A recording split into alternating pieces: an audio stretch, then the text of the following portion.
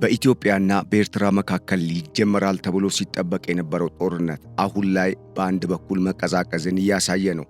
በተለይም ከሰሞኑ የአውሮፓ ሕብረትና የግብፅ መንግስት ያወጡት የጋራ መግለጫ ጡዘቱን ከኢትዮጵያና ከኤርትራ ወደ ኢትዮጵያና ግብፅ ሊያዞረው የመቻሉ ጉዳይ አሁን ላይ ትልቅ ግምት እየተሰጠው ነው። በሌላ በኩል የተባበሩት አረብ ኤምሬትስ፣ ሳውዲ አረቢያና ቻይና ኢትዮጵያና ኤርትራን ለማደራደር ጥረት እያደረጉ መሆናቸውን አስታውቀዋል። ለዚህም ጉዳይ እልባት ለመስጠት የሀገራቱ መሪዎች በስልክ ስለመወያየታቸው የሚያሳይ መረጃ ወጥቷል። እንደዚሁም ከሆርን ሪቪው ጋር አነጋጋሪ ቃለመጠይቅን ያደረጉት አምባሳደር ዲና ሙፍቲ ከኤርትራ ጋር ጦርነት ውስጥ መግባት አንፈልግም፣ ጉዳዩን በሽምግልና ነው መጨረስ የምንፈልገው። ይሁንና ግን ይህ የማይሆን ከሆነ እንደ አውሮፓውያን አቆጣጠር በ1982 የወጣው የዓለም አቀፉ የባህር ሕግ ይዳኘናል፣ በዚህም ወደ ፍርድ ቤት ልናመራ እንችላለን ሲሉ መሰማታቸው ተደምጧል። በሌላ በኩል ከኢትዮ ኤርትራ ውጥረት ጋር በተገናኘ አሁን ላይ ሀገራት ወደ ቀጠናው የሚያደርጉትን እንቅስቃሴ ጥቅማቸውን መሰረት አድርገው መንቀሳቀስ ላይ ትኩረት እያደረጉ ስለመሆናቸው የሚያሳዩ አዳዲስ መረጃዎች ወጥተዋል። አልሐራም የዘገበው ዘገባ ደግሞ ከኢትዮጵያ ጋር ከ3 ሳምንት በፊት ወታደራዊ ስምምነት ተፈራርማ የነበረችው ፓኪስታን አሁን ደግሞ የኢትዮጵያን እግር ተከትላ ከግብፅ ጋር ስለመፈራረሟ የሚያሳይ መረጃ ወጥቷል። ይህ ጉዳይም እጅጉን አነጋጋሪ ነው እየተባለ ነው። እነኚህንና ሌሎች መረጃዎችን የምትሰሙበት የገበያ ሚዲያ ልዩ የጥንቅር ፕሮግራማችን ከዚህ ሰዓት ጀምሮ እንደሚከተለው ወደ እናንተ ይቀርባል። አብራችሁን እንድትቆዩ በመጋበዝ በቆይታችሁ እንደምታተርፉ እያመንን ለቻናሉ አዲስ የሆናችሁ ቻናሉን ሰብስክራይብ፣ ፕሮግራማችንን ደግሞ ላይክ እና ሼር እንድታደርጉ በመጋበዝ አዲስ ሐሳብ፣ አስተያየት ወይም ደግሞ በምንሰራቸው ፕሮግራሞች ላይ ሂስና ተጨማሪ መረጃን ማካፈል ለምትፈልጉ ውድ ቤተሰቦቻችን የሐሳብ መስጫ ሳጥኑን እንድትጠቀሙ እየጋበዝን ከገበያ ሚዲያ ጋር አብራችሁ መስራት ለምትፈልጉ ምርትና አገልግሎታችሁንም ማስተዋወቅ ለምትሹ ደግሞ ከዩቲዩብ ቻናላችን ላይ የስልክ ቁጥራችንና ኢሜል አድራሻችንን መጠቀም እንደምትችሉ በመግለጽ በቀጥታ ወደ ዕለቱ የገበያ ሚዲያ ልዩ ጥንቅር ፕሮግራም አመራን። ስራዎትን በተሻለ ጥራትና ቀልጥፍና ከቤትዎ ሆነው የሚያከናውኑበት ማሽን ያስፈልጎታል? ለፍላጎትዎ ኤሌጋንት ማሽነሪ ያለለው በአነስተኛ ገንዘብ ጀምረው ውጤታማ የሚሆኑበት ማሽኖች እኛ ጋር ያገኛሉ። የደረቅና ፈሳሽ ሳሙና ማምረቻ ማሽን፣ የለውዝ ቅቤ ማምረቻ ማሽን፣ የጨውና ቅመማ ቅመም መፍጫ ማሽን፣ የመኖ ማቀነባበሪያ ማሽን፣ የፕላስቲክ መፍጫና መጨፍለቂያ ማሽን፣ የቡና ማሽን፣ የልብስ ማጠቢያ ማሽን፣ የሻማና የጧፍ ማምረቻ ማሽን፣ የሽንኩርት መፍጫና ገብስ መፈተጊያ ማሽንን ጨምሮ ዘመናዊ የአረቄ ማውጫ ማሽኖችን በተመጣጣኝ ዋጋ አቅርበንልዎታል። ምርቶቻችንን ከሙሉ ዋስትናና የአመራረት ስልጠና እንዲሁም የጥሬ ዕቃ አቅርቦት ጋር ያገኛሉ። አድራሻችን አዲስ አበባ የሳሪስ ውሃና ማርያም ኪዳነ ምሕረት ጸበል ብርሃን ባንክ ፊት ለፊት ያገኙናል። ለበለጠ መረጃ በ0923 23 23 84 አሊያም በ0922 45 35 71 ላይ ይደውሉልን። ኤሌጋንት ማሽነሪ ለርሶ።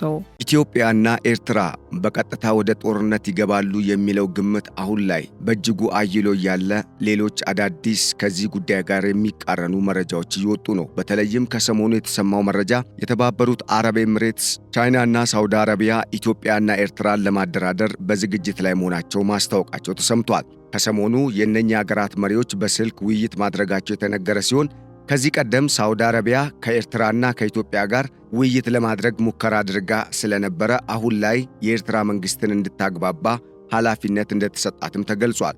አገራቱ ውይይቱን ሲያደርጉ የኢትዮጵያ የባህር በር ጉዳይ አስፈላጊ እንደሆነና ኢትዮጵያ ያነሳችው ጥያቄ ተገቢነት ያለው እንደሆነ እንደዚሁም የኢትዮጵያ የባህር በር ጥያቄ አሁናዊ ብቻ ሳይሆን ለዘመናት የነበረ ነው የሚል መግባባት ላይ ስለመድረሳቸውም ተሰምቷል። ይህ ጉዳይ በኢትዮጵያ ዘንድ በመልካም የሚታይ እንደሆነ የተገለጸ ሲሆን በተለይም ከሰሞኑ ግብፅ እያሳየች ያለችውን አቋም የሚቀለብስ መሆኑ ለኢትዮጵያ ትልቅ ብስራት ተብሏል። ከኢትዮጵያ ጋር አሁን ላይ በወዳጅነት እየሰራች የምትገኘው የተባበሩት አረብ ኤምሬትስ በተለይም ኢትዮጵያ በመካከለኛው ምስራቅ የአረቡ ባህረ ሰላጤ ቀጠና ውስጥ የሚኖሩ ህዝቦችና መንግስታት ስለ ኢትዮጵያ ያላቸውን እሳቤ በመልካም እንዲቀይሩ በማድረጉ ረገድ ኢትዮጵያን እጅግ እየረዳች ነውም ተብሏል። ከዚህ ጋር ተያይዞ ከዚህ ቀደም የአረብ ሊግና የአረቡ ሀገራት ስለ ኢትዮጵያ ያላቸው ምልከታ እስራኤልን በሚያዩበት አግባብ እንደሆነ የተገለጸ ሲሆን አሁን ላይ ግን ስለ ኢትዮጵያ ያለው ምልከታ እየተቀየረ ስለመምጣቱ ተነግሯል። በዚህም በዋናነት የምትጠቀሰው የተባበሩት አረብ ኤምሬትስ ለኢትዮጵያ እየሰጠች ካለው ድጋፍ በተጨማሪ የኢትዮጵያ ገጽታ በአረቡ ዓለም እንዲቀየር ከፍተኛ ጥረትን እያደረገች መሆኗ ተነግሯል። የዚሁ አካል የሆነው የተባበሩት አረብ ኤሚሬትስ፣ ቻይናና ሳውዲ አረቢያን ያቀፈው አዲሱ የአደራዳሪ ቡድን በኢትዮጵያና በኤርትራ መካከል የባህር በር ይገባኛል እንደዚሁም የአሰብ ወደብን ምክንያት ያደረገውን ውዝግብ በሰላማዊ መንገድ በጠረጴዛ ላይ ውይይት ለመፍታት አሁን ላይ መምከር መጀመራቸው ተሰምቷል። የሁለቱም አገራት መሪዎች ከነኚህ አገራት መሪዎች ጋር ጥብቅ ግንኙነት ያላቸው ከመሆናቸው ጋር ተያይዞ በተለይም አሁን ላይ ጦርነትን በማስቀረት ቀጠናውን ወደ ሰላም ለማምጣት የነኚህ ሁለቱ አገራት ሰላም መሆን እጅጉን ጠቃሚ እንደሆነ ተጠቁሟል። በዚህም እነኚህ ሶስት አገራት የሚያደራድሩት ድርድር ትርፍ ሊያመጣ እንደሚችልና ፍሬያማ እንደሚሆንም ይጠበቃልም ተብሏል።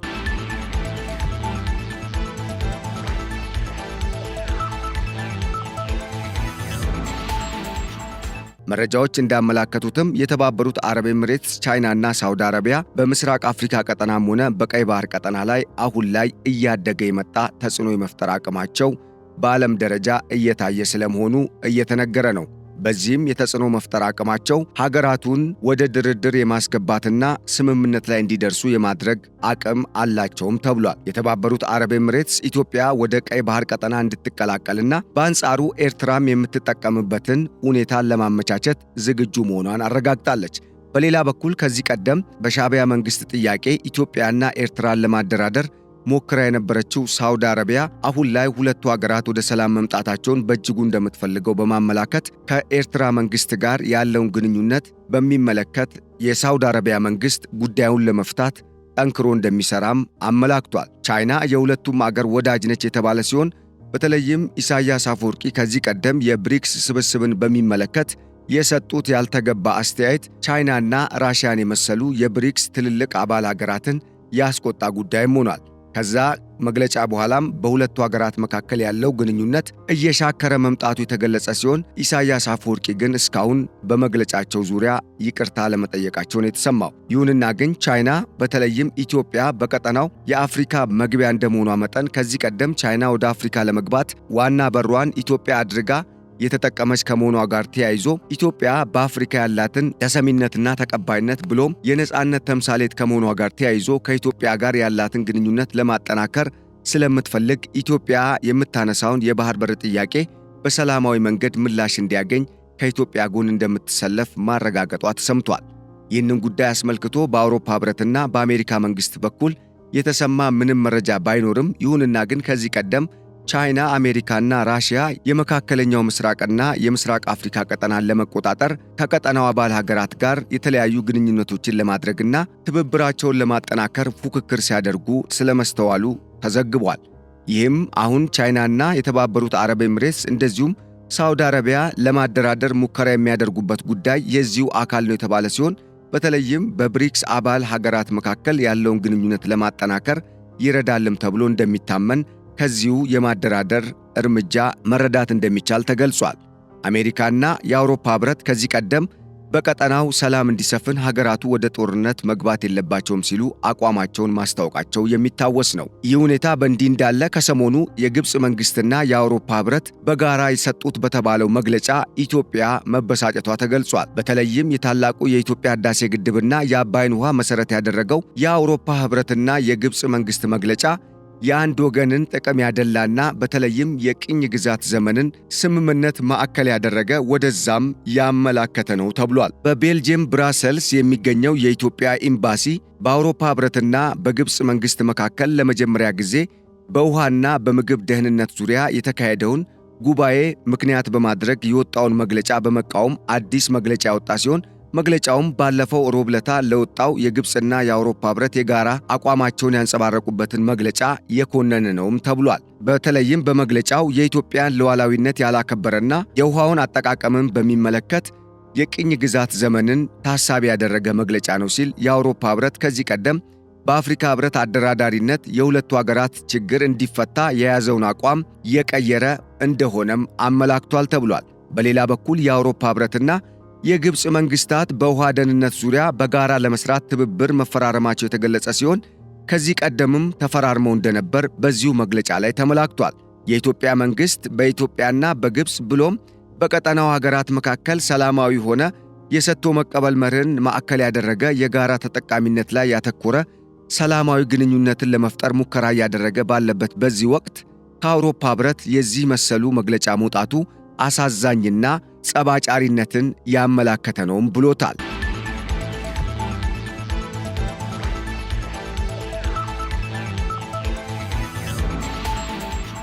በመግለጫው ሌሎች ከግብፅና ከአውሮፓ ህብረት መንግስታት ጋር በተያያዘ የተለያዩ ጉዳዮች መነሳታቸው የተገለጸ ሲሆን በተለይም የግብፅ መንግስት ከኢትዮጵያ መንግስት ጋር በሰላማዊ የሰጥቶ መቀበል መርህ ለመደራደር ፍላጎት አለማሳየቱ የትኛውንም ኃይል ለመጠቀም ያለውን ፍላጎትና ኢትዮጵያን ለማተራመስ ብሎም በምስራቅ አፍሪካ ቀጠና ያለውን ሰላማዊ ግንኙነት ለማበላሸት የሚጥር እንደሆነ ያመላከተ ነውም ብሎታል። ግብፅና የአውሮፓ ህብረት ያወጡት የጋራ መግለጫ ጸባጫሪና የኢትዮጵያን ጥቅም የሚጎዳ እውነትን ያላገናዘበ ነው ሲልም መግለጫው በአጽንኦት ኮንኖታል። አርብ ጥቅምት 18 2018 ዓ.ም የወጣው በቤልጂየም ብራሰልስ የሚገኘው የኢትዮጵያ ኤምባሲ መግለጫ ሮብ ዕለት በግብፅና በአውሮፓ ህብረት ለወጣው የጋራ መግለጫ ትልቅ ምላሽን የሰጠ ነው ተብሏል። ለመጀመሪያ ጊዜ በተካሄደው ጉባኤ ላይ ሁለቱ አካላት የደረሱበትን ስምምነት የጠቀሰው ይህ መግለጫ በምግብ ደህንነትና በውሃ ሀብት አጠቃቀም የጋራ መግባባት ላይ መድረሳቸውን ቢያረጋግጥም ይሁንና ግን ሁለቱ አካላት ያወጡት መግለጫ ፈጽሞ ተቀባይነት የሌለው እንደሆነ አረጋግጧል ተብሏል። የግብፅን የአባይ ውሃ ጥገኝነትን ከግምት ውስጥ እንደሚያስገባና የግብፅ የውሃ ፍላጎትና የውሃ ደህንነትን ለማስጠበቅ ከግብፅ ጎን እንደሚቆም ያስታወቀው የአውሮፓ ህብረት በበኩሉ በኢትዮጵያ መንግስት በኩል የተሰጠውን ምላሽ በሚመለከት እስካሁን የሰጠው መግለጫ እንደሌለ ተመላክቷል። የአውሮፓ ህብረት መግለጫ አሳዛኝና የተሳሳተ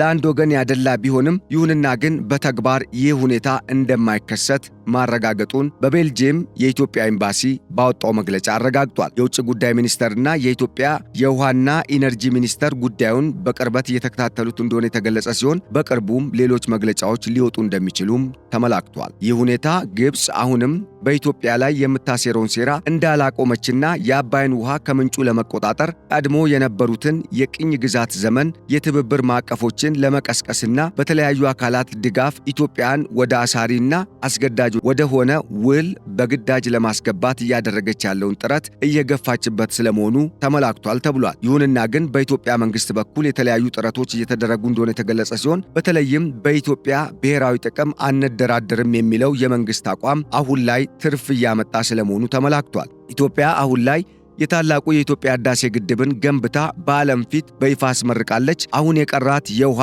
ጉዳይ ነው። ይህንን የባህር በር ጥያቄን በሚመለከት ደግሞ ከኤርትራ ጋር ባለው ሰላማዊ በሆነ በጠረጴዛ ላይ ድርድር ለመፍታት ዝግጁ ነን ሲሉም በህዝብ ተወካዮች ምክር ቤት የውጭ ግንኙነትና የሀገሪቱ ብሔራዊ ደህንነት ቋሚ ኮሚቴ አባል የሆኑት አምባሳደር ዲና ሙፍቲ ከሆርን ሪቪው ጋር ባደረጉት ቆይታ አመላክቷል። በተለይም ከኢትዮጵያና ከኤርትራ ጋር በተያያዘ አሁን ላይ የሚናፈሱ መረጃዎች ሐሰትነት ያላቸው ይበዛባቸዋል ያሉት አምባሳደር ዲና ሙፍቲ ከኤርትራ ጋር ውጊያ አንፈልግም፣ ይልቁንም ከኤርትራ ጋር በሽምግልና ግንኙነታችንን ማጠናከር እንፈልጋለን። በተጨማሪም አሁን ላይ ከኤርትራ ጋር ያለውን ውዝግብ በሚመለከት እንደ አውሮፓውያን አቆጣጠር በ1982 የወጣው የተባበሩት መንግስታት ድርጅት የባህር ህግ ይዳኘናል። የባህር ህጉም ለኢትዮጵያ የሚጠቅምና ኢትዮጵያን የሚደግፍ ሆኖ አግኝተነዋል ሲሉ ተደምጠዋል። በሌላ በኩል ሀገራት ለማደራደር ጥረት እያደረጉ እንደሆነ የጠቆሙት አምባሳደር ዲና ሙፍቲ አሁን ላይ በሁለቱ ሀገራት መካከል ያለውን ውዝግብ በዘለቄታዊነት ለመፍታት የኢትዮጵያ መንግስት ዝግጁ መሆኑን አረጋግጧል። ይሁንና ግን የኢትዮጵያን ብሔራዊ ጥቅም ለማስጠበቅ የኢትዮጵያ መንግስት ከዚህ ቀደም በተደጋጋሚ ሲገልጽ እንደነበረው ኃይልን አማራጭ እንደማያደርግም ተናግረዋል።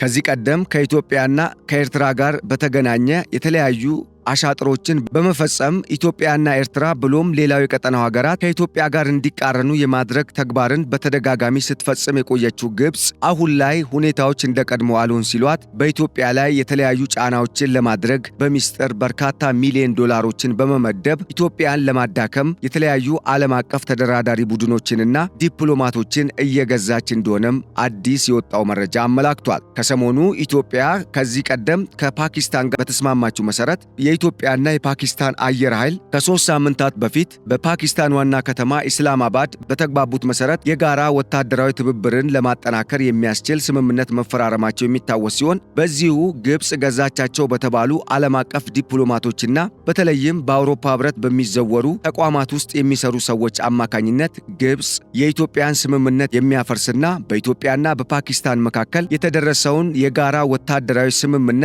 የሚያጎድፍ አዲስ ወታደራዊ ስምምነት በፓኪስታን ዋና ከተማ ኢስላማባድ የጦር መኮንኖቿን በመላክ ውይይት አድርጋ መፈራረሟ ተገልጿል። ይህም ከኢትዮጵያ ጥቅም ጋር በቀጥታ የሚቃረን ነው የተባለ ሲሆን በተለይም ኢትዮጵያና ፓኪስታን ከዚህ ቀደም የተፈራረሙትን የጋራ ወታደራዊ ትብብር ስምምነት የሚያፈርስ ሊሆን እንደሚችልም ከወዲሁ ተጠቁሟል። ግብጽ ከዚህ ቀደም የተለያዩ ተግባራትን ስትፈጽም የኢትዮጵያን እግር እየተከተለች እንደሆነ የሚናገሩ የጂኦፖለቲክስና የዓለም አቀፍ ግንኙነት ምሁራን እንደሚያስረዱት ከሆነ ደግሞ አሁንም የፈጸመችው ድርጊት ከዚሁ ጋር የተገናኘ ነው ብለዋል። በተለይም ግብጽ ኢትዮጵያ እንድትቀድማት አትፈልግም ያሉት ምሁራኑ ከዚህ ቀደም ግብጽ ኢትዮጵያ ያደረገቻቸውን ተግባራት በተለያየ መልኩ ለማፍረስና ተቃራኒ በሆነ መንገድ እንዲተረጎሙ ለማድረግ በርካታ እንቅስቃሴዎችን ስታደርግ እንደነበር ጠቁመዋል። ግብጽ ከዚህ ቀደም ኢትዮጵያ የናይል ኢኒሼቲቭ በሚል የላይኛው የናይል ተፋሰስ ሀገራትን በማሰባሰብ ልታደርግ የሞከረችውን የጋራ ትብብር አሁን ላይ ለማፍረስ ጥረት ስታደርግ መታየቷን በማስታወስ ይህም ከዚህ ቀደም ኢትዮጵያ ከፓኪስታን ጋር ያደረገችውን ወታደራዊ ስምምነት ለማፍረስ ዓላማ ያደረገ እንደሆነ ከዚሁ ድርጊቷ መረዳት ይቻላልም ብለዋል። በሌላ በኩል ግብጽና ፓኪስታን ወታደራዊ ትብብራቸውን ለማድረግ ምክንያት ተደርጎ የተነሳው ጉዳይ ሀገራቱ በአረብ ሊግ ውስጥ እንዲካተቱ ያላቸው ፍላጎት ስለመሆኑ የተገለጸ ሲሆን በተለይም ፓኪስታን ሙስሊም ሀገር ከመሆኗ ጋር ተያይዞ ግብጽ አሁንም ሃይማኖትን ኢትዮጵያን ለማጥቃት እየተጠቀመች ነውም ተብሏል። ግብጽ የእስልምና ሃይማኖትን የሚከተሉ ሀገራትን ኢትዮጵያ ክርስቲያን ብቻ የበዛባት ሀገር ነች በማለት ኢትዮጵያን ወደ ጎን እንዲገፉ ለማድረግ ጥረት እያደረገች መሆኗንም የሚያመላክቱ መረጃዎች ወጥተዋል። ከሰሞኑ ኢትዮጵያና ግብጽ የገቡበትን ውዝግብ በሚመለከት በኤርትራና በሱዳን ብሎም በሶማሊያ በኩል የተለያዩ ጥረቶችን ብታደርግም ያልተሳካላት ግብጽ አሁን ደግሞ በፓኪስታን በኩል በመምጣት ኢትዮጵያና ፓኪስታን የገቡበትን ወታደራዊ ስምምነት ለማፍረስና የሁለቱ ሀገራትን ሰላማዊ ግንኙነት ለማበላሸት ጥረት እያደረገች ነውም ተብሏል። ኢትዮጵያና ፓኪስታን ወታደራዊ ስምምነት ካደረጉ ከ3 ሳምንት በኋላ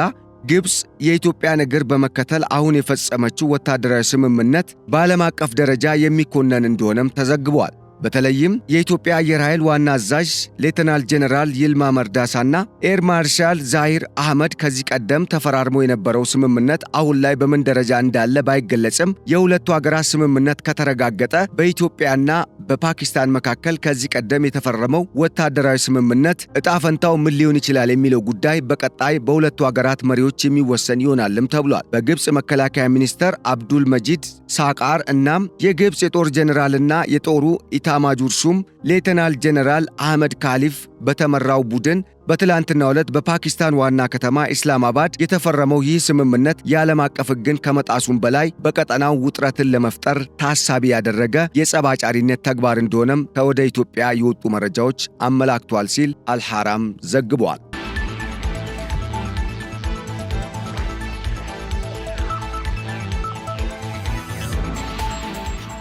ውድ አድማጭ ተመልካቾቻችን ለዕለቱ ያዘጋጀንላችሁ የገበያ ሚዲያ ልዩ ጥንቅር ፕሮግራማችን እስካሁን የሰማችሁትን ይመስል ነበር። ስላዳመጣችሁንና አብራችሁን ስለዘለቃችሁ እጅጉን በማመስገን በቀጣይ በሌሎች ከኢትዮጵያ ብሔራዊ ጥቅም ጋር የተሳሰሩ ወሳኝ ጉዳዮች ዳግም እስክንመለስ ለአሁኑ በዚሁ ተሰናበትናችሁ። ሰላም። ስራዎትን በተሻለ ጥራትና ቅልጥፍና ከቤቶ ሆነው የሚያከናውኑበት ማሽን ያስፈልጎታል? ለፍላጎተው ኤሌጋንት ማሽነሪ ያለለው በአነስተኛ ገንዘብ ጀምረው ውጤታማ የሚሆኑበት ማሽኖች እኛ ጋር ያገኛሉ። የደረቅና ፈሳሽ ሳሙና ማምረቻ ማሽን፣ የለውዝ ቅቤ ማምረቻ ማሽን፣ የጨውና ቅመማ ቅመም መፍጫ ማሽን፣ የመኖ ማቀነባበሪያ ማሽን፣ የፕላስቲክ መፍጫና መጨፍለቂያ ማሽን፣ የቡና ማሽን፣ የልብስ ማጠቢያ ማሽን፣ የሻማና የጧፍ ማምረቻ ማሽን፣ የሽንኩርት መፍጫና ገብስ መፈተጊያ ማሽንን ጨምሮ ዘመናዊ የአረቄ ማውጫ ማሽኖችን በተመጣጣኝ ዋጋ አቅርበንልዎታል። ምርቶቻችንን ከሙሉ ዋስትናና የአመራረት ስልጠና እንዲሁም የጥሬ ዕቃ አቅርቦት ጋር ያገኛሉ። አድራሻችን አዲስ አበባ የሳሪስ ውሃና ማርያም ኪዳነ ምሕረት ጸበል ብርሃን ባንክ ፊት ለፊት ያገኙናል። ለበለጠ መረጃ በ0923 23 23 84 አሊያም በ0922 45 35 71 ላይ ይደውሉልን። ኤሌጋንት ማሽነሪ ለርሶ